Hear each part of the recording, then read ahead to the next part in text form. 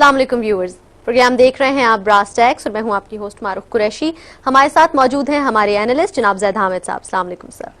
Viewers, brass tax میں خلافت راشدہ کے حوالے سے جو سلسلہ ہم نے شروع کیا تھا وہ اپنے اختتام کی جانب رواں دواں ہیں. ہم نے اپنے لاسٹ پروگرام میں بات کی تھی جوڈیشل، پولیٹیکل اور اکنامک سسٹمز کو کس طرح سے امپلیمنٹ کیا جا سکتا ہے، خلافت راشدہ کے جو سسٹمز ان کو کس طرح سے امپلیمنٹ کیا جا سکتا ہے پاکستانی معاشرے میں آج کے دور میں. اسی گفتگو کو ہم آج آگے بڑھائیں گے. مزید جانتے ہیں زید صاحب سے. جی سر. دیکھیے معروف، پچھلے پروگرام میں ہم نے بات کی تھی پولیٹیکل سسٹمز کی. زیادہ یہ بات ہم نے ڈیفائن کیا تھا کہ جو پاکستان کا ایگزسٹنگ پارلیمنٹری ڈیموکریسی سسٹم ہے یہ پریکٹیکلی کولیپس کر چکا ہے. جو بڑے بڑے ملک کے مسائل ہیں کسی ایک مسائل کو یہ ایڈریس کرنے کی صلاحیت ہی نہیں رکھتے. نہ ان کے پاس وہ مین پاور، وہ ہیومن ریسورس ہے، نہ وہ لیڈرشپ کوالٹی ہے. کیونکہ جو لیڈرشپ کوالٹی اوپر آتی ہے وہ اس قابل ہی نہیں ہے کہ ملک کے مسائل کو جان سکے. یہ گلیاں صاف کرانے اور پینے کا ٹھنڈا پانی دینے کے علاوہ ان کے ذہن فکر سوچ ہے ہی نہیں.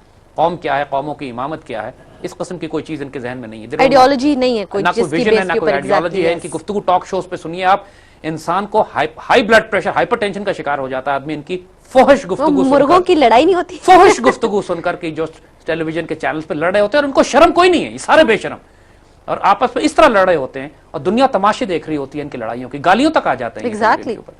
اینڈ دین یو سے کہ یہ کیا قوم کو 21ویں صدی میں مسلمان ملت کو لیڈ کریں گے اور لے کے جائیں گے. Because the system is so corrupt, incompetent کہ جو لوگ اوپر آ رہے ہیں اگر وہ جینوئنلی سنسیئر بھی ہیں تو ڈیلیوری نہیں کر سکتے. ان کو کسی نہ کسی سیاسی جماعت کا حصہ بننا پڑتا ہے، پھر وہ سارے سیاسی چکر بازی کر کے یہ اوپر پہنچتے ہیں. اس کے بعد جب ایک سسٹم میں آتے ہیں then become part of it. Replace کرنے کا تو سوال نہیں ہے، وہ تو سسٹم کا حصہ بن جاتے ہیں، انٹیگریٹ ہو جاتے ہیں اس میں آ کے. ہم نے جو بات ڈیفائن کی تھی کہ we need a radical surgery in the political thought process. آپ کو یہاں پہ ایک ڈائریکٹ پریزیڈنشیل الیکشن کرا کے یا امیر کہیں، سلطان کہیں، ڈائریکٹ پریزیڈنٹ کہیں، یہ ماڈل خلافت سے زیادہ نزدیک ہے جہاں پہ ایک سینٹرل اتھارٹی ہوتی ہے، ایک امیر ہوتا ہے. اس کی جو ایڈوائزری کاؤنسل ہے وہ ٹیکنوکریٹس اور پروفیشنلز اور سنسیئر لوگوں کی ہوتی ہے، فائنسٹ آف دا فائنسٹ کہ جو اس کے ایڈوائزری کاؤنسل ہوتی ہے. اس کو آپ کیبنٹ کہیں، پارلیمنٹ کہیے، وہ روٹیٹنگ ہو، فکسڈ ہو، امٹیریل باتیں. یہ دوسری طرف جو مینڈیٹ آپ اس کیئر ٹیکر گورنمنٹ کو دیں فی الحال وہ آپ دیجئے کرپشن، اس کا خاتمہ کرنا ہے. پاکستان کے جو ادارے ہیں جہاں کرپشن ہو رہی ہے دے ہیو ٹو بی روتھلیس. وہاں جوڈیشل سسٹم کو ہی بائی پاس کرنا پڑے گا کیونکہ جوڈیشل سسٹم کو ریپلیس کرنا ٹیکس ٹائم. تو اسپیشلی آپ کو ان دو ایسپیکٹس پہ، کرپشن پہ، لا اینڈ آرڈر پہ، کہ ملک میں جہاں کہیں کرپشن ہو رہی ہے کسی بھی ادارے میں اگر ثابت ہو جاتا ہے کہ یہ کرپشن ہوئی ہے تو بروٹل سزائیں، یعنی روتھلیس سزائیں بڑھتی ہیں. اور جس لمحے آپ یہ کرپشن کو روکیں گے، جس لمحے آپ لا اینڈ آرڈر درست کریں گے ملک میں، پورے ملک میں ایک انقلاب برپا ہو جائے گا خوشحالی کا. پھر یہ مسئلہ ہی ختم ہو جائے گا کہ پیسے نہیں ہیں اور صوبوں میں لڑائی ہے اور پانی پہ جھگڑے اور جناب وسائل کس کو کتنے دیے جائیں اور صوبے کے حقوق نہیں ملے. بیکاز یہ جتنے پیسے، فار ایگزامپل اگر بلوچستان کے لوگوں کو جائز شکایت ہے کہ وہاں صوبے کو پیسے کم دیے جاتے ہیں یا پیسے نہیں ہیں، پوائنٹ از کہ جتنے دیے جاتے ہیں کیا وہ صوبے پہ خرچ ہوتے ہیں؟ جتنے دیے جاتے ہیں وہ بھی تو کرپشن میں ضائع ہو جاتے ہیں. جو نہیں دیے جاتے ان کی تو بات ہی چھوڑیے، جو دیے جاتے ہیں وہ کہاں جاتے ہیں؟ وہ کہاں جاتے ہیں؟ اور اسی اپنے ہی لوگ ہیں، حکمران ہیں، اپنی بیوروکریسی ایڈمنسٹریشن ہے کہ جو کرپشن میں، چونکہ اکاؤنٹیبلٹی کا کوئی کانسیپٹ ہی نہیں ہے. تو آپ کو ایک ایسا سسٹم، ایک ایسے پروفیشنل ٹیکنوکریٹس، ایک صالح نگاہ بلند سخن دل نواز جہاں پرسوز قیادت کی ضرورت ہے کہ جو کیئر ٹیکر سیٹ اپ نہیں آ سکتی ہے، اس پولیٹیکل پروسیس سے نہیں آ سکتی. وہ کیئر ٹیکر آ کے اس پورے ملک کو اوور آل کرے، روتھلیس ہو، بروٹل ہو in terms of corruption and law and order. جو ملک میں خود کو حملے کرتے ہیں، فساد برپا کرتے ہیں، آپ ان کا صفایا لٹرلی جڑ سے کینسر کو کاٹنا پڑے گا. یہ نیگوسیشن سے، بات چیت سے، محبت سے، پیار سے ماننے والے نہیں ہیں. اور نہ ہی کرپشن کے لوگ جو لوگوں کو خون لگ چکا ہے، حرام لگ چکا ہے، جن کے منہ کو، کچھ کو منہ کو خون لگا ہوا ہے، کچھ کے منہ کو حرام لگا ہوا ہے، ان دونوں سے آپ بات نہیں کر سکتے. They have to be decapitated. ان کا جو یہ جو ظلم کا نظام ہے، قرآن نے جو سزائیں مقرر کی ہیں وہ دیجیے، اس کو اب جڑ سے اکھاڑنا پڑے گا. جو قرآن نے سزائیں دی ہیں ان کو امپلیمنٹ کر دیجیے، کم از کم ان دو ایسپیکٹ، فساد فی الارض پہ اور خیانت کے اوپر. رائٹ. پھر تیسرا پاکستان کا ڈیفنس کا ایسپیکٹ جو ہے، پاکستان کے دفاع کے حوالے سے ہمیں میجر اسی کیئر ٹیکر حکومت کو یا سیاسی حکومت کو ایک میجر ریڈیکل ڈیسیشنز لینے ہیں کہ ہمیں ایک اسٹینڈنگ آرمی تو ہے، وہ رکھنی پڑے گی، لازم ہے. لیکن آج کل دور ہے نیشنل آرمیز کا. آج کل یہ کانسیپٹ ہے کہ پاکستان کا بچہ پاکستان کے دفاع کے لیے تیار ہو. اسرائیل کی 30 لاکھ کی آبادی ہے، جب جنگ ہوتی ہے تو 15 لاکھ کی فوج کھڑی کر لیتے ہیں وہ، جبکہ ان کی ریگولر فوج 1.5 لاکھ سے زیادہ نہیں ہے. They are working on the same principle. Exactly, یہ خلافت راشدہ کے پرنسپلز پہ کام کر رہے ہیں.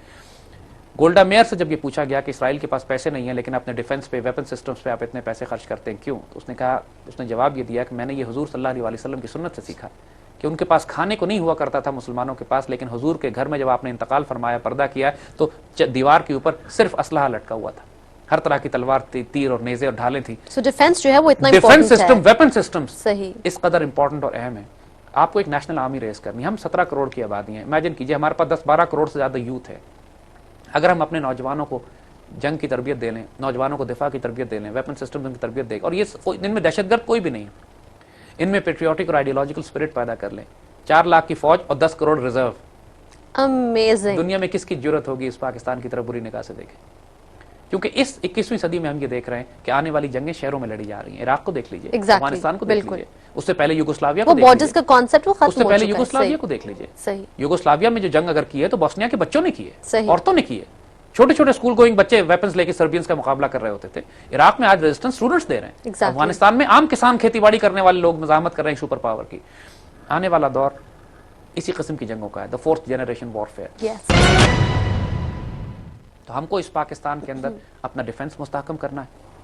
ہم کو اس پاکستان کے اندر لا اینڈ آرڈر اور کرپشن، ان دو نظاموں کو کم از کم 5 سال تک کے لیے ان سسٹمز کو اگر ہم ٹھیک کر لیتے ہیں، جو کہ کیئر ٹیکر گورنمنٹ کرے گی، جو کہ پروفیشنل ٹیکنوکریٹس پہ ہوگی. سو 2 مینڈیٹ ہم نے دیے، لا and order and corruption and corruption and national defence of course, جو کہ پاکستان کا پورا سیکورٹی ڈاکٹرن کو اوور آل کر دے گی. نیشنل آرمی کے کانسیپٹ ہم دے گی.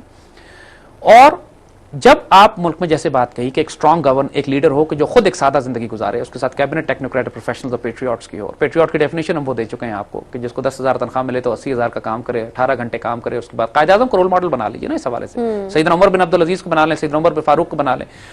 ملک کے اندر کوئی لیڈر ہو، کوئی گورنر ہو، کوئی جنرل ہو، کوئی حکمران ہو، کوئی مسلمانوں کا ایڈمنسٹریٹر ہو، اکاؤنٹیبلٹی سے اوپر نہیں ہے. Swift immediate accountability. لیکن ان ساری چیزوں کو کرنے کے لیے، آپ لا اینڈ آرڈر درست کرنے کے لیے، کرپشن کو دور کرنے کے لیے، آپ کو ایک پاورفل جوڈیشری چاہیے. تو جس طرح ہم کیئر ٹیکر سیٹ اپ کی بات کر رہے ہیں، اسی طرح پاکستان کے اس جوڈیشل سسٹم کو بھی اوور آل کرنے کی مکمل ضرورت ہے. یہ جوڈیشل سسٹم کا پورا سسٹم ہی جو ڈیزائن کیا گیا انگریزوں کا، کہ جس کی بنیاد ایک تھانے کچہری کی FIR سے شروع ہوتی ہے، اس کے بعد یہ پہنچتا ہے کیس، اس کے بعد مجسٹریٹ کے سیشن جج کے پاس، اس کے بعد اس کچہری کے اس ذلیل آمیز تصور چکر میں پھنس جاتے ہیں کہ جہاں پہ ایک فائل ادھر سے ادھر نہیں ہو سکتی. اور ایک معمولی سائیکل چوری کا مقدمہ بھی ہو تو 7 سال چلتا ہے، اور آدمی کو آپ نے جیل میں ڈال دیا، اس کے پتہ لگا وہ بری ہو گیا، لیکن اس کو جتنا عرصہ وہ جیل رہا ہے یا مقدمے بھگتاتا رہا ہے، آدمی اپنی جائیدادیں زمینیں بیچ دیتا ہے صرف اپنی عزت بچانے کے لیے. جوڈیشل سسٹم کی فنڈامنٹل ڈیفینیشن ہم پہلے دے چکے ہیں کہ جوڈیشل سسٹم اس کو کہتے ہیں ایک حکومت وقت کی فنڈامنٹل رسپانسبلٹیز میں سے یہ بات شامل ہے کہ آپ نے عدل پرووائڈ کرنا ہے، انصاف کی فراہمی. اگر یہ سسٹم انصاف فراہم نہیں کر رہا تو سسٹم کا ہم نے اچار نہیں ڈالنا، اس کو ہم پرے کر دیں گے، ہم ایک دوسرا سسٹم لے آئیں گے. As simple as that, which is going to be swift, which is going to be simple, which is going to be easy, which is going to be at the doorstep, and which is going to be free.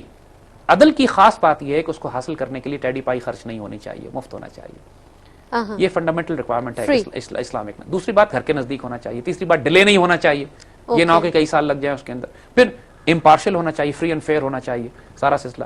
اور یہ سارے attributes اس existing judicial system میں نہیں دے سکتے آپ. Not even one. لہٰذا آپ کو اس کے بعد ایک آلٹرنیٹ سسٹم بنانا. آپ کو ایکچولی آپ کو آربیٹریشن کہیے یا قاضی کورٹس کہیے، آپ کو ایسی عدالتیں بنانی پڑیں گی جو کم از کم 3-4 ایشوز کو ہینڈل کریں. جس طرح فیملی کورٹس آپ نے الگ بنائی ہوئی ہے نا، جو فیملی کے ایشوز ہینڈل کرتے ہیں. ایگزیکٹلی. ہم کو ایسی عدالتیں بنانی ہیں، ایسا سسٹم ہم نے دینا ہے جوڈیشری کا جو کم از کم جیسے عرض کیا بات کہ 90% مقدمات اس معاشرے میں ایسے ہیں کہ جو تصفیے کے ذریعے، آربیٹریشن کے ذریعے ریزالو کیے جا سکتے ہیں. چھوٹے چھوٹے مسائل ہوتے ہیں جو اتنے لمبے چلے جاتے ہیں، جو رول جاتے ہیں. جو اسلامک جوڈیشل سسٹم ہے جس کی بات ہم پہلے بھی بتا چکے ہیں کہ اس کا کمال یہ ہے کہ فائنسٹ آدمی، دیکھیے ہمارے اس سسٹم میں یہ ہے کہ سیشن کورٹ میں جج ہوتا ہے، انیکسپیرینس ہوتا ہے، وکیل ہوتا ہے، اس کو اپوائنٹ کر دیتے ہیں، یا کوئی مجسٹریٹ ہوتا ہے اس کو ڈیولپ جج بنا دیتے ہیں. پھر وہ اوپر ہائی کورٹ میں جاتا ہے، کچھ سیکھتا ہے، پھر سپریم کورٹ میں جاتا ہے تو میچور ہو جاتا ہے. 30-35 سال تک وہ جا کے میچور ہوتا ہے.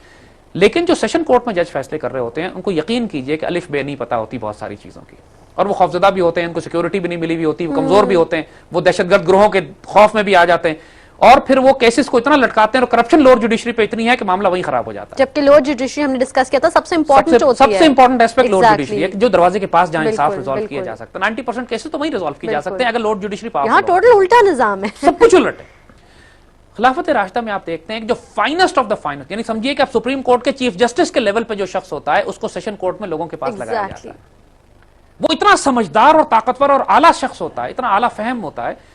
اور 90% کیسز ایسے ہوتے ہیں کہ جہاں پہ لوگوں کو وکیل کی ضرورت ہی نہیں ہوتی. You don't need a lawyer, آپ خود جج. اور یہ جو سسٹم اسلامک جسٹس، آپ سوچیے اتنا حیرت انگیز ہے. آپ سوچیے کہ آپ اسلام آباد یا راولپنڈی میں آپ ایک اس قسم کی قاضی کورٹس بنا دیجیے یہاں پہ صرف ایک اعلیٰ ترین جج بیٹھا ہوا ہے اور لوگوں سے یہ کہیے کہ جس کو جو مسائل ہیں براہ راست آپ جج کے پاس جا سکتے ہیں. جس طرح آپ سپر مارکیٹ میں جا کے گوشت خرید سکتے ہیں, اس طرح آپ جج کے پاس جا کے یہ کہہ سکتے ہیں کہ میرا یہ مقدمہ ہے اس شخص کے ساتھ اور میری یہ جائیداد اور پراپرٹی اور پیسے کا تنازع, یہ مجھے پیمنٹ نہیں کر رہا, مجھے اس نے پیسے نہیں دیے ہوئے, ہم نے کاروبار کیا تھا. جج وہیں بیٹھے بیٹھے فون میں لائے گا, اس آدمی سے کہے گا تم بھی آ جاؤ, اس کی ضرورت نہیں ہے کہ ریفیوز کرے, وہ بھی آئے, دونوں سامنے بیٹھے ہیں, 15 منٹ میں میٹر ریزالو ہو جائے گا. Great. Can you imagine this? Taliban نے یہی کرنا شروع کر دیا تھا افغان سوات کے اندر اور ان ساری چیزوں میں. نتیجہ یہ ہوا کیونکہ سسٹم ڈیلیور نہیں کر رہا تھا نا, عدالتی نظام ڈیلیور نہیں کر رہا تھا. وہ تو دہشت گرد تھے, وہ تو تھے بدبخت, لیکن انہوں نے لوگوں کی جس نفس کو پکڑا, جس را نفس کو پکڑا, وہ عدل تھا, انصاف. انہوں نے کہا یہ لوگوں سے ہم تو لوگوں کے اب غریب آدمی ہے, اس کے وقت جو وہاں کا جاگیردار ہے اس نے لاکھوں روپے دینے ہیں اس غریب مسکون مزدور کے یا کسان کے, دے نہیں رہا.